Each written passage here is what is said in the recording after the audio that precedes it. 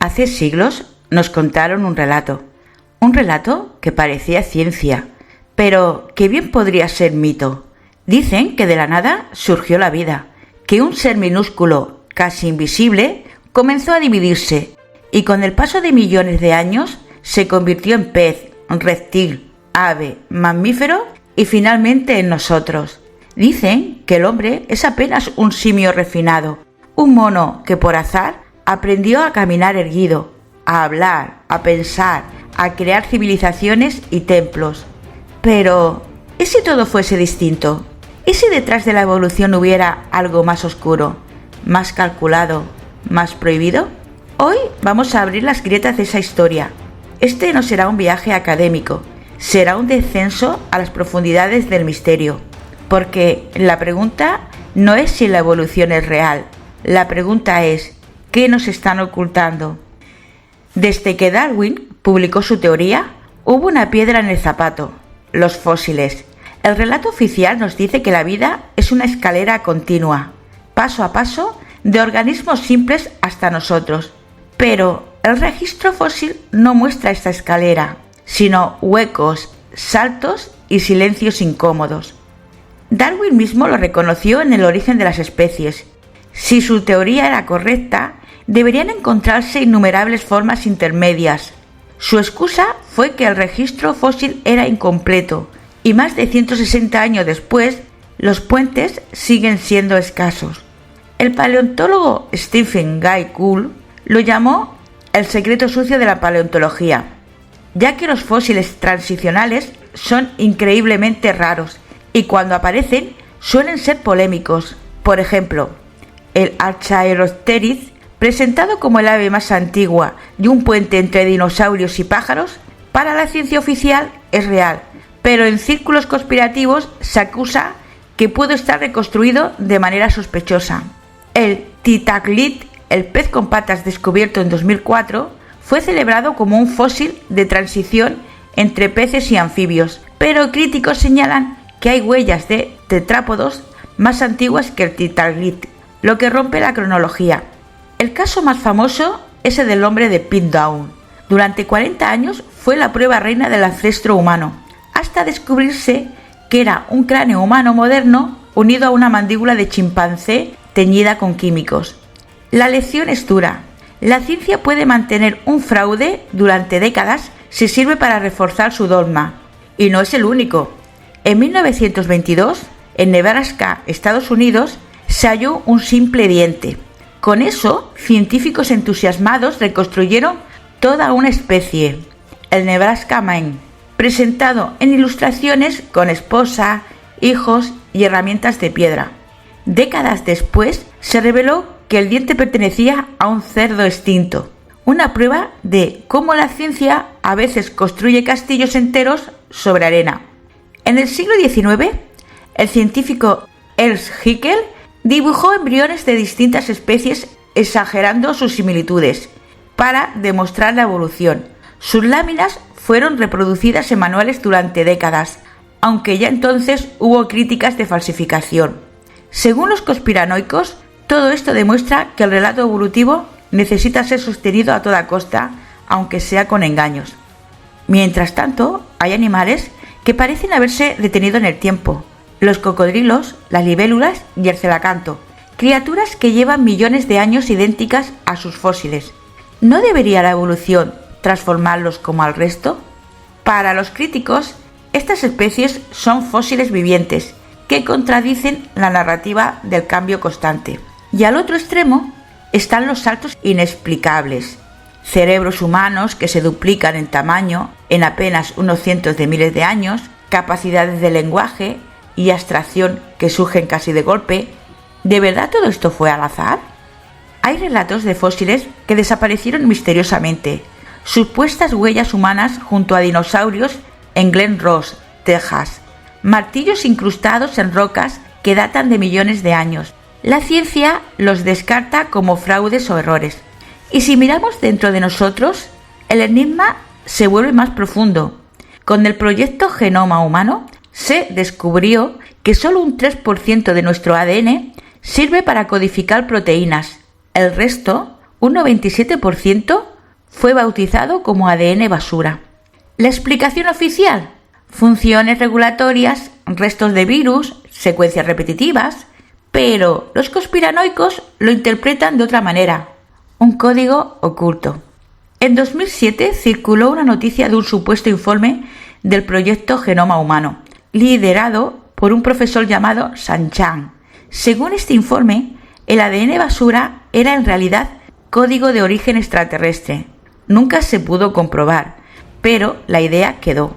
¿Y si somos un experimento genético diseñado desde fuera? Incluso Francis Crick, uno de los descubridores de la doble hélice, defendió la hipótesis de la panspermia dirigida, que la vida fue sembrada deliberadamente en la Tierra por una civilización extraterrestre. Algunos van más lejos. Dicen que ese ADN inactivo es como un programa oculto, con funciones dormidas, esperando a ser activadas en el futuro. Otros creen que contiene mensajes cifrados, incluso en patrones binarios, como si fuese un texto encriptado en nuestro interior. ¿Un código de los dioses? Los críticos lo plantean así: si nuestro ADN es un software, alguien lo programó, y si el 97% está en sombra, puede que no sea basura, sino comentarios en el código. Fósiles que faltan, fraudes que engañaron al mundo, especies que nunca cambian y un ADN lleno de zonas misteriosas. Para la ciencia, todo son casualidades, imperfecciones del registro, errores que se corrigen. Pero para los conspiranoicos es otra cosa. Son páginas arrancadas de nuestra historia, pruebas de que no fuimos producto del azar, sino un experimento manipulado. Charles Darwin es presentado en los libros como el gran genio que cambió la historia de la ciencia. Pero los conspiranoicos dicen que fue más bien un rostro colocado estratégicamente, un profeta de una nueva religión secular, el evolucionismo. Darwin nació en 1809 en una familia rica y bien relacionada.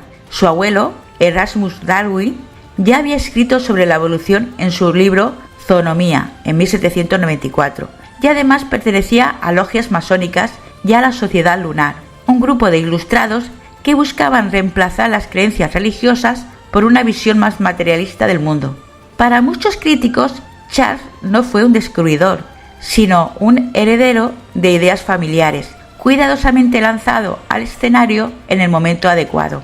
La historia oficial cuenta que Darwin viajó como naturalista en el HMS Beagle de 1831 a 1836 y allí recogió las observaciones que le llevaron a formular la teoría de la evolución. Pero los conspiranoicos señalan grietas.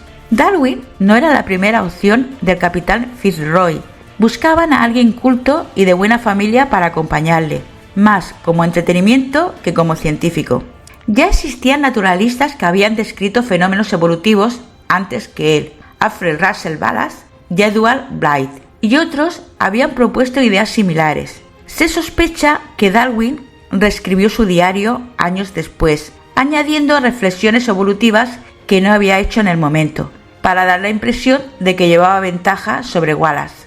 Los críticos lo resumen así: el Beagle fue un paseo de un joven con contactos, no la epopeya científica que nos contaron. Darwin nunca destacó en sus estudios, abandonó la medicina porque no soportaba la sangre y estudió teología sin entusiasmo. No tuvo un cargo universitario importante ni experimentos de laboratorio comparables a otros científicos de su época.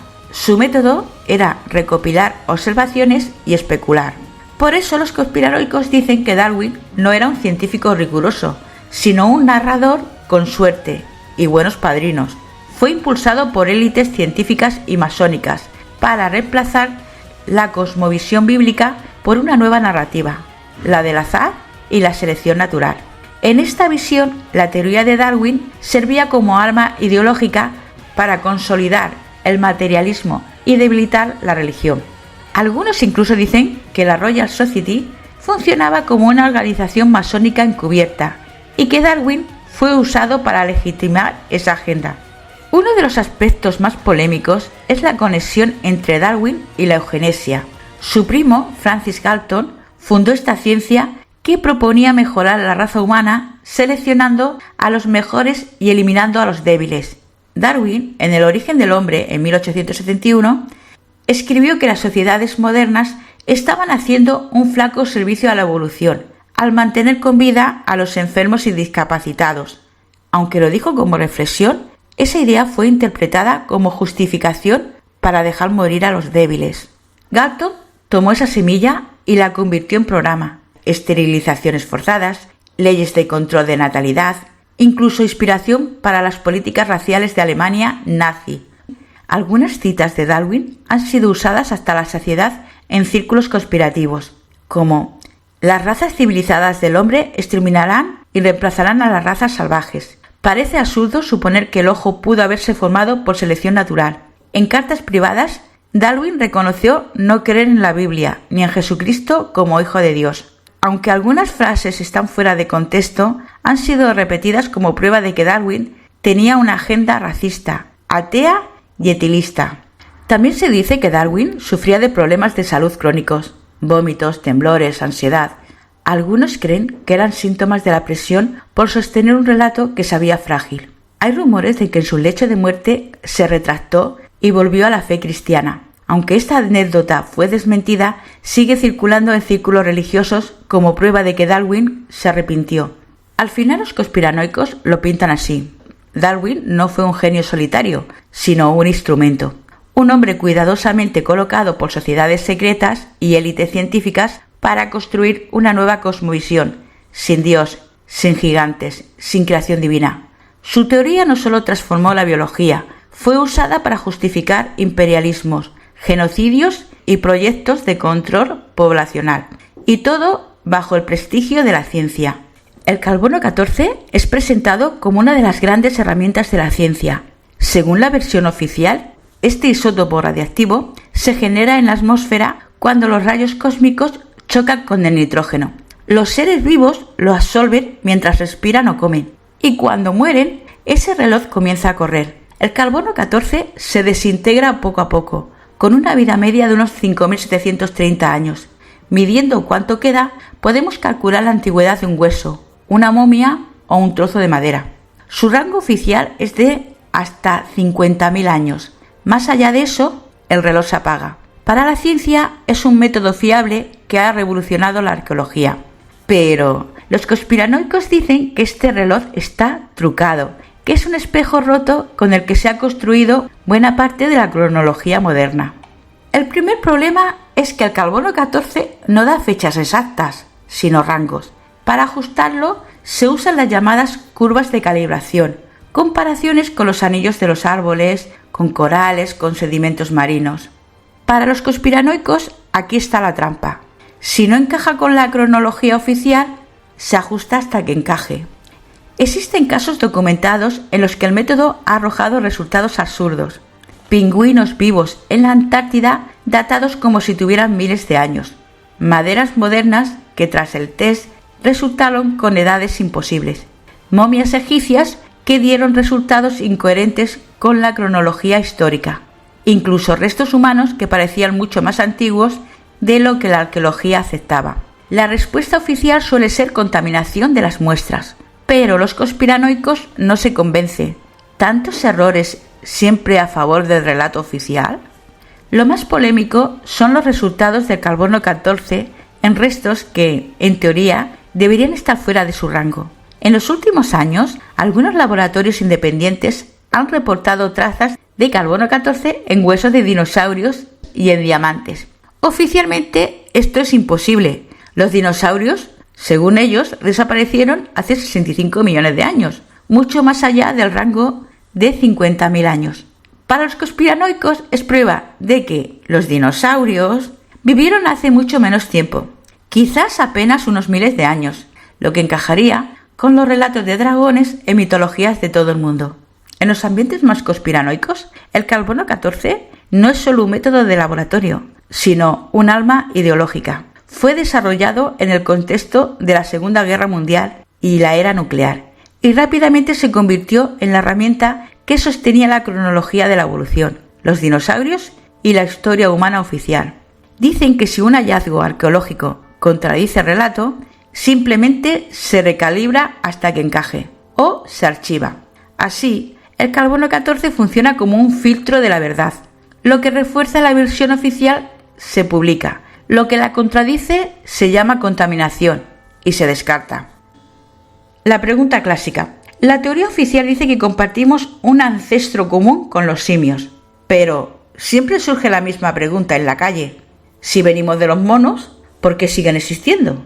La respuesta científica es que no descendemos de los monos actuales, sino de un ancestro común. Pero, aún así, el misterio persiste. ¿Cómo se dio un salto tan enorme entre un primate y un ser humano? Los conspiranoicos señalan que los cambios físicos, caminar erguido, usar herramientas, son sorprendentes, pero lo realmente inexplicable es la conciencia.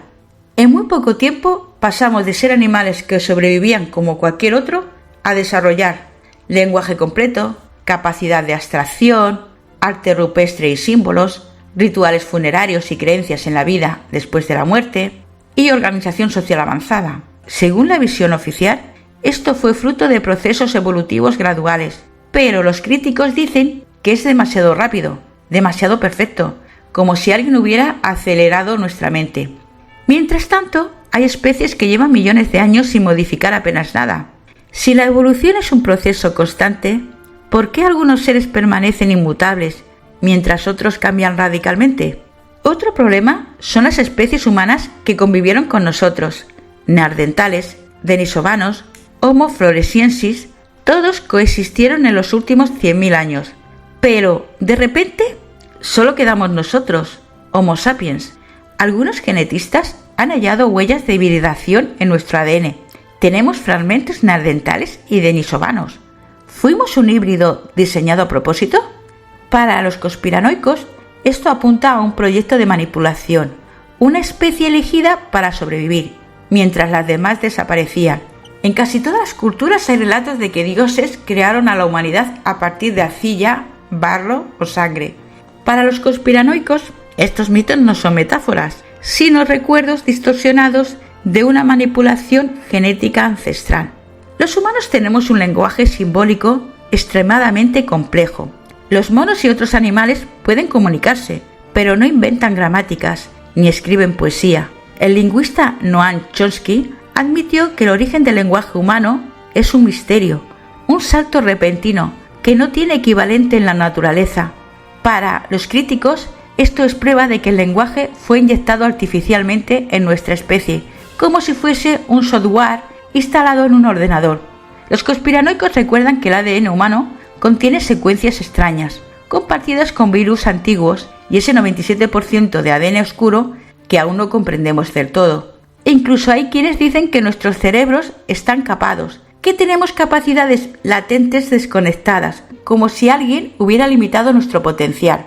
En los márgenes más extremos circulan teorías todavía más locas, que los humanos fuimos creados como esclavos para minar oro para los Anunnaki, que los monos actuales son la rama descartada, mientras nosotros somos el producto final de un experimento, que el alma humana fue injertada en un cuerpo animal y que por eso sentimos esa contradicción entre instintos y conciencia.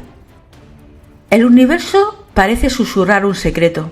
Lo diminuto y lo colosal hablan el mismo idioma. Un helecho y una galaxia, un rayo y una neurona, una concha marina y el diseño de tus pulmones. Todos repiten el mismo patrón, como si alguien hubiese copiado y pegado la fórmula de la creación. Y ese patrón tiene nombre: fractal. Los fractales no son simples matemáticas, son la huella de un diseño que parece desafiar al azar. Los conspiranoicos recuerdan que Benoit van der Brood, el matemático que popularizó el término en 1975, apenas redescubrió algo que ya estaba presente en culturas ancestrales. Los mayas en sus códices, los hindúes en los mandalas, los egipcios en las pirámides, todos dejaron pistas geométricas que hoy entendemos como fractales. En la naturaleza, la lista es interminable. Las ramas de un árbol, las venas de una hoja, las redes de los ríos, la estructura de los pulmones, los copos de nieve, los sistemas nerviosos, las dunas del desierto, todo repite la misma lógica. ¿Casualidad? ¿O evidencia de que el universo está programado con un mismo algoritmo? El misterio se vuelve más oscuro cuando hablamos del cerebro humano y el cosmos. Fotografías de neuronas bajo microscopio electrónico se parecen inquietantemente a las simulaciones del universo a gran escala. Filamentos de galaxias conectados como sinapsis en un cerebro cósmico. Para algunos científicos es solo una coincidencia estructural, pero los conspiranoicos dicen que el universo mismo es una mente viva y nosotros somos sus pensamientos. En 1996 apareció uno de los Clore cicles más complejos de la historia, conocido como el conjunto de Julia, un fractal matemático perfecto formado de más de 150 círculos. Surgió de la nada en pocas horas frente a Stonehenge, sin huellas de entrada ni salida. Los escépticos hablaron de bromistas con tablas y cuerdas, pero la perfección del diseño dejó perplejos incluso a matemáticos. ¿Fue un mensaje cifrado en lenguaje fractal? ¿Un recordatorio de que la naturaleza sigue leyes que no comprendemos del todo? Otros van más lejos. Aseguran que la resonancia Schumann, la frecuencia de 7,83 Hz de la Tierra, sigue patrones fractales y que estas vibraciones sincronizan nuestra biología con el planeta. Alterar esas frecuencias con tecnología, antenas, ondas, experimentos como el HARP, sería, según ellos, un modo de desprogramar al ser humano del código natural. En la música, los fractales aparecen en composiciones de Bach y Mozart, donde las notas se repiten en escalas crecientes. Algunos creen que por eso su música resuena tan profundamente en el alma, porque refleja el orden fractal del universo. En la genética, investigadores descubrieron que el ADN se pliega en estructuras fractales tridimensionales. Esto evita enredos y permite leer la información de forma eficiente. Para la ciencia es una maravilla evolutiva. Para los conspiranoicos es la prueba de que nuestro ADN fue diseñado con la misma matemática que organiza galaxias. En la arquitectura secreta se dice que los masones utilizaron proporciones fractales en catedrales góticas para crear resonancias capaces de alterar la conciencia de quienes entraban. No solo belleza, un mecanismo vibracional oculto. El fractal es más que geometría. Es un idioma cósmico, repetido desde lo invisible hasta lo inconmensurable. Si todo, desde tus neuronas hasta las galaxias, responde al mismo patrón, ¿no será que estamos dentro de un programa?